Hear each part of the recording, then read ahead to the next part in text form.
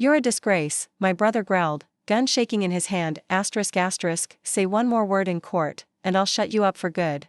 He was a cop. A hero to the public, but not to me, not after what he did to our father, not after what he did to me. I looked him straight in the eye and said **, do it. But know this, your badge won't save you this time. Because I wasn't just testifying. I was exposing everything **, like, share and subscribe **, if you've ever been silenced by family, and came back with proof. This story is law, blood, and brutal justice. My name's Calliope. And I grew up in a house where justice was preached, but never practiced. My brother, Mason, golden boy, football star, academy grad, fast track to detective, everyone loved him, except the people who knew what he really was: controlling, violent, dangerous. After mom passed, he started treating dad like a burden, yelled at him, took his pension card, even slapped him once when he couldn't walk fast enough. I begged dad to speak up. But he always whispered **, he's your brother. He wears the badge. No one will believe me. Then one night, dad fell, hard.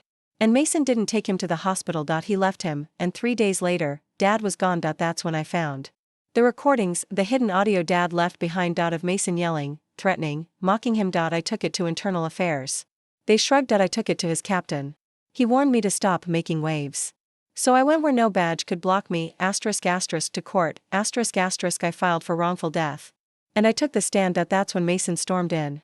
Red in the face, pulled out his gun, **, in the courtroom, **, and before the bailiff could react, **, he kicked me. In front of everyone, **, the room exploded, but I stood up, **, and what happened next made headlines across the country, **, the courtroom erupted, judges shouting, bailiffs tackling him, gasps flying through the room like bullets, but I didn't flinch. Didn't cry. I stood, right there in heels and bruises, while my brother was dragged off in handcuffs, **, still screaming my name, **, he just proved everything. Live News caught it, **, decorated officer loses control in courtroom attack. The clip went viral before lunch, and while they held him in contempt, the judge turned to me and said, **, Miss Calliope, are you able to continue your testimony? I nodded. Slowly. Then I said **, I'm not just able. I'm ready. I played the audio, the yelling, the threats, the part where Mason called dad a waste of space. Before the crash, the jury frozen. I showed bank statements, the pension money he drained, photos of bruises, and finally, dad's handwritten letter, dated 2 weeks before he died. If anything happens to me, tell Calliope, she's the only one who ever fought for me.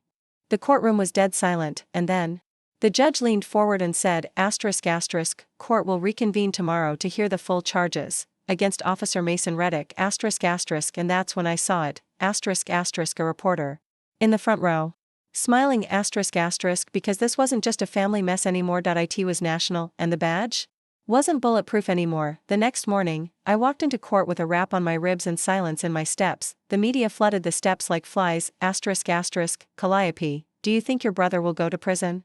Why didn't you speak up sooner? Is this justice for your father? I said nothing, but inside that courtroom, I spoke everything. Mason sat cuffed in the defendant's chair, no uniform, no gun, just fear behind fake smirks. The prosecution laid it all bare, *, verbal abuse, *, elder neglect, *, financial theft, *, attempted intimidation, *, and the cherry on top, assault with a deadly weapon. Inside a courtroom, *, the judge didn't need time. He banged the gavel and said, *, remand Officer Mason to federal custody, all benefits suspended, trial date locked, and Miss Calliope? He looked right at me. Thank you for standing. Mason screamed again as they dragged him out. You think you've won? You ruined me. I stood, straight and strong, and finally said, *, no, Mason. You ruined you. 2 months later, he was sentenced 0.8 years, stripped of badge, title, and pride. Reporters kept calling.